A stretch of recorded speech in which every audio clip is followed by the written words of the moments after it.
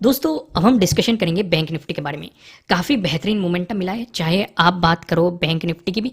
यहाँ पे भी आप देखेंगे ट्रेडिंग डे लो का मार्केट प्रीवियस डे लो का मार्केट ने ब्रेकडाउन दिया और वन साइडेड काफ़ी बेहतरीन मोमेंटम दिया। चाहे आप बात करो निफ्टी 50 की, यहाँ पे भी प्रीवियस डे लो का मार्केट ने ब्रेकडाउन दिया और वन साइडेड मोमेंटम दिया। निफ्टी फाइनेंशियल सर्विसेज में भी यहाँ पे भी आप देखेंगे वन साइडेड मोमेंटम देखने को मिला। लॉजिक हम डिस्कस करेंगे, लेकिन उससे पहले कुछ चीज़ों पर नजर डालते हैं। जैसे कि अगर हम यहाँ पे देखिए वन मंथ के टाइम फ्रेम पे मैं आ चुका हूँ, वन डे के टाइम फ्रेम पे नहीं, वन डे के टाइम फ्रेम पे मैं कुछ चीजें आपको दिखाऊंगा। पहले वन मंथ के टाइम फ्रेम पे देखते हैं।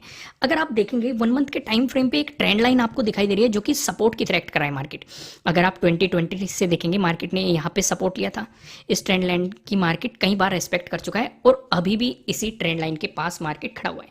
यानी कि पहली चीज हमें समझ में आ रही है कि मार्केट एज ए सपोर्ट इस पे खड़ा हुआ है। इसका मतलब ये नहीं होता कि यहां से आप पॉजिटिव साइड पोजीशन बनाना शुरू कर देंगे कि मार्केट यहां से अप ही अप जाएगा।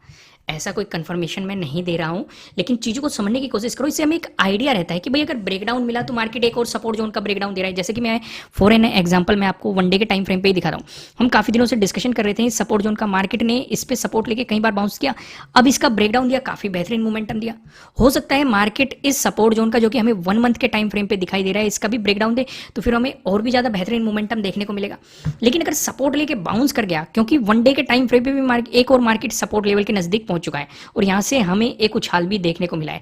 यहाँ पे आप देखेंगे जो ये नीचे मैंने सपोर्ट मार्क किया हुआ है, यहाँ पे मार्केट पहले रेजिस्टेंस की तरह एक्ट करा था, ब्रेकआउट मिला तो मार्केट आप देखेंगे यहाँ पे सपोर्ट की तरह एक्ट करा था, फिर से ब्रेकडाउन मिला, फिर से रेजिस्टेंस की तरह एक्ट करा था, फिर से ब्रेकआउट मिला, तो अभी भी ये सपोर्ट की तरह एक्ट कर रहा है और ये हमारे लिए क्या बन चुका है, नया रेजिस्टेंस बन चुका है। यहाँ तक चीजें क्लियर हो गई। वन डे के टाइम फ्रेम पे आपको ये चीजें दिखाई दे रही है। ध्यान में आपका कहां पे ले जाना चाह रहा था, ध्यान में आपका सिर्फ और सिर्फ दो जगह ले जाना चाह रहा था। पहली चीज वन डे के टाइम फ्रेम पे ये वाला सपोर्ट जोन, दूसरी चीज वन मंथ के टाइम फ्रेम पे ये वाला सपोर्ट जोन। ठीक है, आपको उसी के अकॉर्डिंग काम करना है। अगर यहां से पॉजिटिव मोमेंटम बनता हुआ दिखाई दिया तो इसका मतलब मार्केट सपोर्ट लेवल पे सपोर्ट लेने की कोशिश कर रहा है। लेकिन अगर आपको वन डे के टाइम फ्रेम पे भी ब्रेकडाउन मिल रहा है, वन मंथ के भी टाइम फ्रेम पे ब्रेकडाउन मिल रहा है इस सपोर्ट जोन का, तो फिर आपको और भी ज्यादा नेगेटिव साइड मोमेंटम देखने को मिलेगा। चीजें क्लियर होगी। अब मैं आपको सीधा लॉजिक पे लेके आता हूं। देखो लॉजिक में ज्यादा कुछ नहीं है, सिंपल सिंपल सा है। ये हमारे लिए क्या था, प्रीवियस डे लो था। ये क्या था, प्रीवियस डे क्लोजिंग था। यहाँ पे आपके लिए एक पैटर्न भी बन रहा था। ये चीजें हमने कल डिस्कस की थी और मार्केट ने तीनों का ही ब्रेकडाउन दे दिया। प्रीवियस डे लो का भी ब्रेकडाउन दे दिया, प्रीवियस डे क्लोजिंग से मार्केट नीचे है, और जो ये ट्रायंगल वाला पैटर्न था मार्केट ने इसका भी ब्रेकडाउन दे दिया। फॉलोअर कैंडल भी बनी, काफी बेहतरीन मोमेंटम यहाँ पे आपको देखने को मिला है। लेके चलता हूँ यहाँ पे वन मंथ के टाइम फ्रेम पे हम डिस्कशन कर चुके हैं कि मार्केट एक सपोर्ट जोन पे खड़ा है।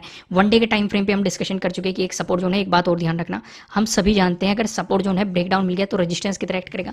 अगर मार्केट इस वाले सपोर्ट जोन पे सपोर्ट लेने लग गया तो ये वाला जो ऊपर हमारे लिए पहले सपोर्ट जोन था अब ये रेजिस्टेंस की तरह एक्ट करेगा, क्योंकि इसका मिल चुका है हमें ब्रेकडाउन। यहाँ तक चीजें समझ में आई।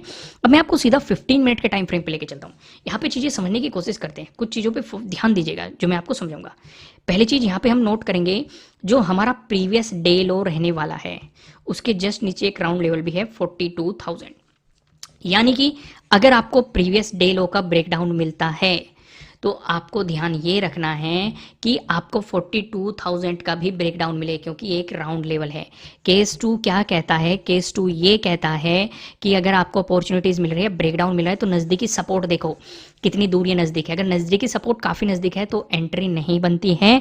आपको इस सपोर्ट में मार्केट किस तरीके से एक्ट करता है उसके अकॉर्डिंग आपको देखना होता है।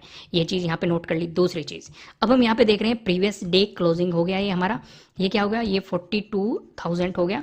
ये हमारा क्या है, ये हमारा प्रीवियस डे है।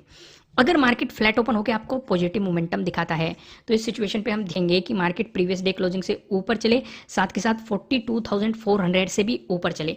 इस सिचुएशन पे जो आपके लिए रेजिस्टेंस की पॉसिबिलिटी बन जाएगी, प्रीवियस डे हाई पे पॉसिबिलिटी बनती हुई नजर आएगी। इसका ब्रेकआउट मिला तो ऊपर एक राउंड लेवल है 43,000, पॉसिबिलिटी ये हो सकती है नेक्स्ट रेजिस्टेंस की। वहीं पे बात करें अगर मार्केट आपको फ्लैट ओपन होकर नेगेटिव मोमेंटम दिखा रहा है, इसका डिस्कशन करने से पहले मैं आपको बता दूं आपके लिए किसी भी तरह का ना तो कोई बाय रिकमेंडेशन है ना ही कोई सेलिंग रिकमेंडेशन है। ये जस्ट एजुकेशनल पर्पज से बनाई गई एनालिसिस वीडियो है। इन्वेस्ट करने से पहले आपको अपनी रिसर्च करनी है, अपने इन्वेस्टर की सलाह लेनी है, क्योंकि प्रॉफिट भी आपका होने वाला है, लॉस की जिम्मेदारी भी आपको अपने आप लेनी है।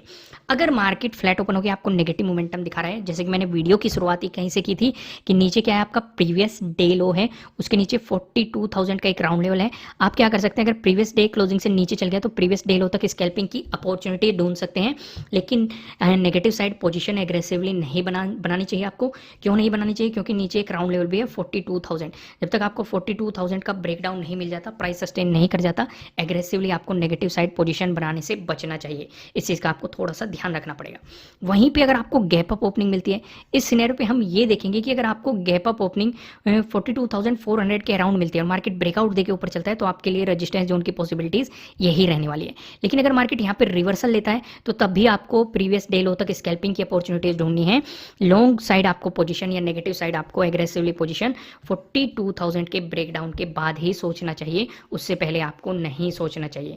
यहाँ तक ये चीज़ें क्लियर होगी। वहीं पे अगर आपको गैप डाउन ओपनिंग मिलती है, इस सिनेरियो पे आप क्या कर सकते हैं, इस सिनेरियो पे आपको पूरा फोकस करना है 42,000 से। इससे कितनी दूर या कितनी नजदीक आपको गैप डाउन ओपनिंग मिल रही है, भले ही आपको प्रीवियस डे लो के आसपास मिल जाए, लेकिन मार्केट वहां से नेगेटिव भी हो, तब भी नेगेटिव साइड पोजीशंस तब तक नहीं बननी जब तक मैं आपको बता चुका हूं कि 42,000 का ब्रेकडाउन नहीं मिल जाता। इस चीज़ का आपको खास ध्यान रखना है।